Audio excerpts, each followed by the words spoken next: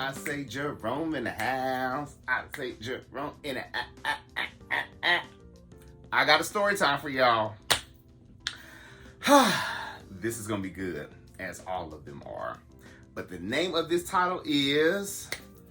Ooh, what the hell? I knew I said something to somebody the other day. The Girls on Took My Man. Here it go. How do I start this story? I guess at the beginning. So, before I moved to Atlanta, which was about, we'll just say 10 years ago.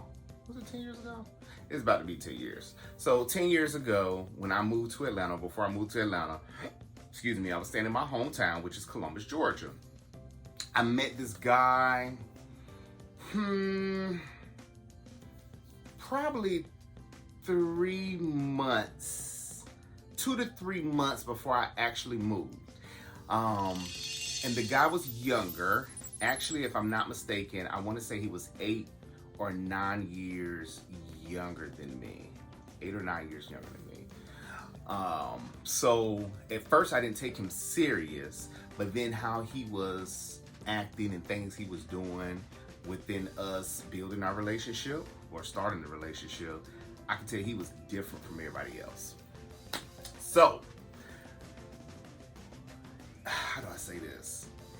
Anyway, I got comfortable with him and I said, you know what? This is not going to be a fly-by-night dude. This is going to be a dude that really liked me. He's really into me. And of course I was really into him. Tall, light-skinned, he was just nice looking. He is nice looking. Shit, he's still nice looking today.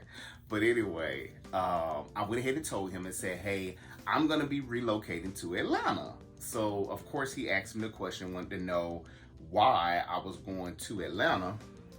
And I told him that, I wanted to get away from Columbus, and plus I wanted to grow because at this time I had my education, but I was still doing the same thing I was doing prior to me being in school and during school. So I was like, I just want a little bit more. And then plus I wanted to just be able to be free, which I don't think I told him that part, but I just wanted to be free because I don't know if I told you guys or if you guys paid attention to the other videos. I was in a sheltered place where I couldn't be who I was. And my favorite pronoun when talking to friends and family members, and definitely friends, was they. But anyway, told him that he was not happy about that and he wanted me to stay. So then after we talked about it that day, I believe he came around every day. So it was one of those relationships where we hung around with each other, if not every day, every other day. And on his off days, he was always at my place. And so I want to say 2-3 days later came by and he told me that he wanted to move our relationship to the next level. And he think that he should also move to Atlanta as well. And so I stopped that in the tracks because I was like, we haven't been seeing each other that long. And even though it's a good gesture, I just think that it's too fast and it's just too soon, too fast, it's just too much. So he was a bit sketchy about that, but I did tell him that, after time goes on or once my lease is up, then we can think about, moving in together. And so he wasn't happy about that, but he was not content with that. So anyway, speeding up to 2 months now, it's my opportunity to move to Atlanta. It's my opportunity to go to Atlanta to start looking for places. So, and I already got everything set in order in Columbus where my house was about to be on the market. I had to get out of there and I had to go ahead and move my stuff out. So went to Atlanta, we'll just say on a Saturday. No, it wasn't on a Saturday. It was probably like on a Thursday or something like that. It may have been a Friday. And I looked around at a few places and I actually found a place that was going to be available the time that I needed to be available, because I think, it's not even no thinking. I was looking at this place in June or July and I needed the place ready by August. Matter of fact, August the 5th. I remember that. This is my niece's birthday. So this apartment complex was going to be available August the 5th. Meanwhile, while I am in Atlanta on this Friday or Thursday and I'm going around seeing all these apartments, the guy that I'm dating at the time, he is calling me constantly. And of course, like what anybody do in a relationship, I guess so. And it wasn't upsetting me, but it was kind of funny because he's never called me this many times. And he was a bit edgy about me moving to Atlanta anyway. So every time he called me, he always wanted to know what I was doing, where I was at, what's going on, who's around me. So you guys already know, or if you don't know about the stigma of Atlanta, people use Atlanta or think of Atlanta as this land of opportunity to be a hoe, I guess you could say, or be whoever you want to be, or you can have everything at your arm's reach, which in terms they are right, but I wasn't going for that reason because I already had a man. Anyway, after that incident happened where he kept calling me over and over again, I don't know why I did not have a charger in my car, but I did not have a charger in my car. And as he's calling me so many times, my phone ends up dying on him while he's calling me. And as time is going on, I did tell him what was going on with my phone. I really did tell him what was going on with my phone. But anyway, it disconnected, and that was that. So I went ahead and went to like a store after it had died and got a charger, and that was that. Well, that wasn't it, because when I did try to call him later on that evening, he was upset with me, and he told me he was upset and he's not picking up the phone, and that was that. So I was like, okay, well, I'm about to come home, and that's that. Anyway, I went home and we talked. He had a whole attitude about me leaving. He had a whole attitude about my phone. So we stopped talking. Cool. Anyway, I moved to Atlanta and I am on Jack. I'm on Jack, the gay dating site, or sex site, or whatever the hell y'all want to call it, or think about it at the moment. And so I'm on there, and this is probably like maybe 6 months, 8 months, and me being new to Atlanta, and my ex is online. And of course, he hits me up. Well, one of us hit each other up, but the conversation went cool because we actually was able to express ourselves on what happened, 6, 7 months ago, and that was that. We actually met up for dinner like the next weekend, or it may have been that weekend, and it was cool. And we actually was kind of cordial or whatnot, but I could tell he was a little busy, I was busy. He still had some reservations about what happened prior, and that was that. And so from that time on, we just was very on and off. And when I say on and off, it'll be like a month or two before I see him or hear from him. And I was cool with it, he was cool with it, I think, and that was that. Long story short, I end up leaving the city that I moved into, because I actually moved into Sandy Springs. I actually moved from Sandy Springs, and I wanted to be closer to the city, so I moved downtown. And of course, my ex and I really reconnected then. I don't know how and I don't know why, but it just felt right. And the skinny of it is, I actually thought, and it probably still could be because, I'm not with nobody now, but that may been or could have been my soulmate. And the reason why I said it, because every time something is going on between us, we always find a way to reconnect with one another.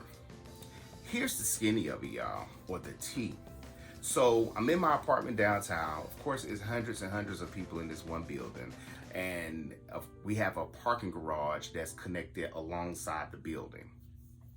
So at this time, my ex, he's still working the same job that he was working when we were in Atlanta, except now he works doing the same job here in the city. And so the station where he had to, not trying to tell all his business, but the station where he parked his car was actually 2 blocks from my place. So it would be easier sometimes for him to just come over my house at 2, 3 o'clock in the morning when he got off work. He'll get off work, take a shower, spend the night, and that's that. It could be work days, it'll be weekends. The weekends were probably more so better because on the weekdays, I was always disrupting his sleep because I had to get up in the morning or whatever. And we had that relationship where he could stay, and that was that. So I noticed that he was coming over a bit heavy, and he started having issues with his vehicle. And the issues that he was having with his vehicle was that someone kept breaking into his car. And y'all, the neighborhood I stayed in was really, really nice. The fucking rent was outrageous. We had security guards everywhere. It was, matter of fact, it was one of those places where when my friends and I go out to the club, we come home 3, 4, 5 o'clock in the morning, the security guards knew us and knew the tenants in that building, or I wouldn't say in the building, but they knew the tenants that would park on certain parts of the garage. And so it was first name basis. Hey Jerome, what's up? My middle name. And that was that. And matter of fact, the place was so safe. My homegirl, Casey, used to come over to my house after she going through her dates or having a party, good time partying, and she needs somewhere to crash. This girl would leave her purse in the car, door unlocked, everything. I know it sounds crazy, but y'all, when I tell you this stuff was not touched, nothing was not touched. And yeah, that was that. So his car got broken into 3 times that I know of. So the first time it got broken into, I was just kind of like, oh, I'm nervous. Doesn't happen, like it should. And so what happened, I ended up going to work that morning, and he left as well too, and he ended up calling me and was like, hey, my car got broken into. And I was like, what did they take? And he was like, they didn't take nothing. And I was like, did they bust out a window or anything? He's like, nah. And I said, well, how you know they went in your car? And he said, well, I had stuff on my seat. And I was like, oh, okay, well, did you call the police? And he was like, nah, I ain't gonna worry about it. And I was just like, okay, well, if it was me, I would call the police. Excuse me. The second time it happened was the same thing. I didn't leave from work this time. This time I may have been off or had like a late class or something like that. And he ended up leaving that morning to go to the gym or whatever. And he told me his car was broken into, but again, he didn't take nothing except this particular time, or was it the next time? I'll tell y'all. Anyway, we'll just say they scattered some stuff around, but it wasn't messy. The third time he got his car broken into, no, it was the second time. He had a gun and he didn't bring it to my apartment. They put the gun in his seat, and then he said he had some money in his car. They took the money from where it was at in the glove department, whatever, and they laid it on the dashboard. So I don't know what that's about. But then the third time it happened, he ended up leaving out the house probably like 10, 15 minutes earlier than me, which was kind of weird that day, but I was just like, whatever, because I was rushing. And so as I'm getting in my car, I'm headed down the garage, and I'm like at the top floor, so it takes me a minute to go down. So as I go down to the bottom floor, where the visitors park at, he's outside his car. So I stopped and I was like, what's going on? He was like, oh, my car got broken into again. I said, are you fucking serious? And so he was like, yeah. And I was like, I'm staying. And I said, we're going to go to the office or something. I said, because this is crazy. I said, you can't even come to my house in peace. And I was like, this is not right. I don't even feel comfortable over here no more. And, I'm just going on and on and on. Of course, at the time, I think that was my man. So, I wanted to make sure he was good. And he was like, nah, don't worry about it. Don't worry about it. Call the police. You're going to be late for work. You know how your supervisor is. Of course, because I talked to him about everything. So I tell him all the things that aggravate me, as people do in relationships. And I was just like, I don't know. I don't think I should leave. He was like, boy, just go. You're good. I'm going to call you. You're good. Anyway, I went ahead and left, but it just wore on me all day. So I talked to my homegirl at work, my work wife at work, and she was like, Jerome, that's not good. She was like, you pay too much money over there for them to keep breaking that boy car like that. You need to see what's up. So it was weighing on my soul, y'all, after she said that. And I want to say probably about 2, 3 o'clock. Yeah, it probably had been it probably like 12, 1 o'clock, because I left right after that. It was like 12, 1 o'clock in the afternoon. I called to the rental office. And so I told them, hey, can I speak to the property manager or whoever the people is that sit in the office? And so they transferred to the person, and I was like, oh my God, I'm so glad it's this guy. No. That's what it was. I called down and I told them that there have been a series of break-ins and that my partner was being affected by it. So they told me that there haven't been any break-ins. And I was like, yes, it has. He's called the police all 3 occasions. And matter of fact, he called the police this morning. I just had to leave.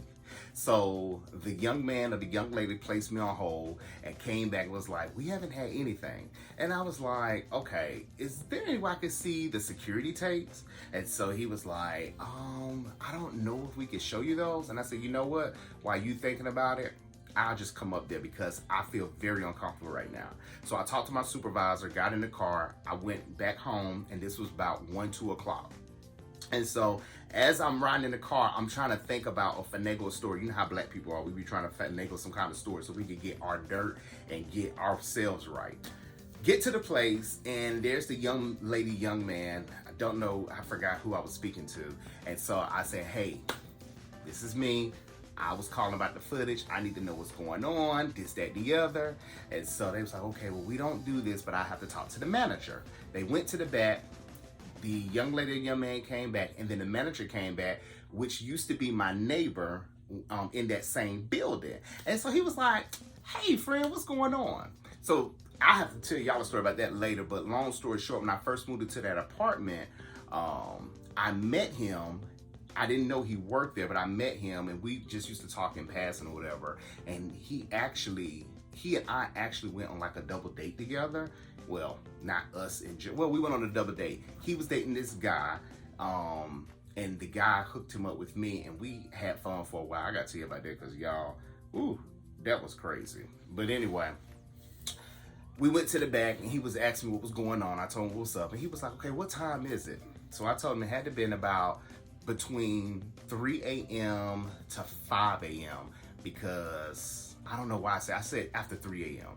because I know at that time the boyfriend that I had at the time, he came on my house probably around 2:30 that night, took a shower, spent the night, whatever. And so I was like, let's look at it. And we picked the camera that was right there by his car. Y'all, we going through the camera footage, like just going through it. Y'all, we see this damn 4Runner pull up and 3 punks get out the car. I was like, I know this is not what I think it is. And when they got out the car, here goes the friend, the property manager, talking about something. Them the girls right there. Y'all, I was so shamed when I tell you, them were the girls. Now, let me go ahead and change it up for y'all to tell y'all the truth. They were gay men, but they were the girls. And they didn't even do it to the car.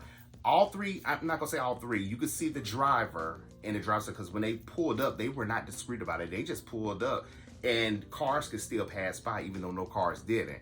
And I could see through the front window that it was a girl or a punk. And then the guy on the passenger side, he got out the car, and there was a skinny guy for the back seat. He got out the car. I could tell he was a bit nervous, but the guy that was in the front side, I said, that's his type. I know his type. That boy did just like this, y'all. The car unlocked, y'all. Unlocked. The nigga been lying to me the whole time. So when he did that, the first thing he did was pop the trunk. And I was just like, he popped the trunk. Then he went to the side. His friend came to the trunk. He put some stuff in his friend's arm. The friend went to the 4Runner, put it in there. They got in the car. The boy pushed the button again to lock the car back, and they left. And y'all, this was like maybe 4 or 5 in the morning. So when I seen that, I was like, I know this boy did not sit up here and tell me that his car was getting broken into. So I end up recording the footage that I needed, went upstairs to my apartment, and I text him and I said, we need to talk. When you get a break, when you get a moment, I need to be the first one you call on your list. So he texted me, he was like, what's wrong? And I was like, we need to talk about today, about your car. And he was like, okay, when we pull over, I'm going to give you a call. So he gave me a call and he was like, what's up? The first thing I said is, where are your uniforms? And he said, what do you mean where my uniforms? I was like, the person that is going into your car, they went to your trunk and took some stuff out of your trunk, and they gave it to someone else and they put it in a 4Runner. The first thing that came out of his mouth was, that's where my uniforms are at. And I said, are you here to tell me that your car hasn't been getting broken into? You already know who's in your car? No, I'm not saying that. I just need to know the footage because I need to put it into this. I said, You've been lying to me. You told me that your car got broken into, but it didn't sound right. You always was pushing me away every time you say the cops were coming. And now all of a sudden, now you said out of the blue, that's where my uniforms are going to. Now, this is the thing that pissed me off about it, y'all. I was hurt because I thought that it was just he and I. Granted, before therapy, I knew he had a past, but I wasn't there yet. I was thinking that me and him had so much history that what we was going through now we were good. Plus, I remember before all these break-ins happened, it might have been during the first break-in, we were going to go see his mom, and we was having a big discussion about God knows what, like prior to that carried on to the next day. And I remember he looked at me when we got to like the red light, like right before his mom's house, and he was like, Jerome, let's not do all this arguing. You already know you want to be with me. I want to be with you. Let's just talk about it and be done with it because I'm good with you. And y'all, when he said that, I was just like, damn, he might really be the one. And y'all, I stopped because I was just like, damn, I ain't never had nobody break something down to me like that. And he did it so cool, so subtle, just smooth. And so it just kind of pissed me off in the inside. Not kind of, it did piss me off in the inside. Nevertheless, I told him, I said, look, I live in an apartment complex. I mean, I know it's hundreds of people that stay in this building. I said, but this person that came to your car, you were knocked out at the time when this person came to your place. So it was no way that you could text them to tell them where you were located. So two things, either this person got a tracker on your car or on your phone, or they've been following you. That's a problem. And it's definitely a problem because what if I was here, y'all, and that person came here and did the same thing to his car? Now, whoever he was dealing with, trying to deal with, now they know where I stay at. So now it's like I'm worried about my well-being. Good thing they don't know anything about me. At least I think that, because from all I know, these people probably knew what kind of car I had before. They probably already see me in the building before. Who knows? I don't even know. So anyway, after that happened, we had a big disagreement, y'all. When I say we was at it, we were at it, and that was that. The skinny part of it, or not the skinny part, counting up to, that happened, let me see. So 10 years ago, I moved from Columbus. That situation I just told y'all about happened 2 years after I got settled into Atlanta. And then I want to say maybe 7-8 months ago, prior to today's date, he reached out to me. I don't know, was it Facebook dating? But it wasn't Jack. I think it was Facebook dating. And so he basically just asked me how I was doing. I told him I was doing fine. And then after that, I think he asked me about what I did today. And I didn't even answer the question. I said, we need to talk because too much has went by. And he replied to me, he said, well, we don't have to talk about anything. We're good. And I was like, no, you're good. I'm not good. He tells me that you still owe me an apology. And I said, for what? Do y'all know he told me I owe him an apology because when I went off with him about his car getting broken into? As if the nigga forgot that the nigga that jumped out the Forerunner had a key fob. And I'm just like, this is crazy. And my thing is, you already knew about the uniforms gone. You should have just been truthful with me. But at the end of the day, he did not know me like he should have known me. I didn't know him like I should have known him. So we couldn't even have the conversation. Now at this juncture, I'm more open to people having a past, me not getting so tied up in my feelings, me asking questions, me not understanding something and asking more clarifying questions so that way I could be in the know. And of course, be transparent, because being transparent really helps out, especially when you are in the dating field as I. Anyway, don't talk to the guy no more, but I was doing that review on Run the World, episode 1, and something happened in that episode. I don't know what it was, but that clicked in my mind, and I had said something to you guys about it. So that's how I came up with this story, but I don't know. I know that when I'm on Jack from time to time, I'll see his profile, and I'll see that he's viewed my page, and as well, I'll go view his page as well too. But other than that, we don't have any discussion.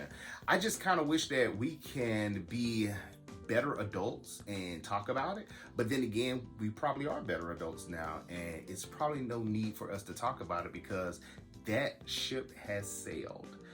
But anyway, that's my story about the girls and Got My Man. Yeah, that was crazy.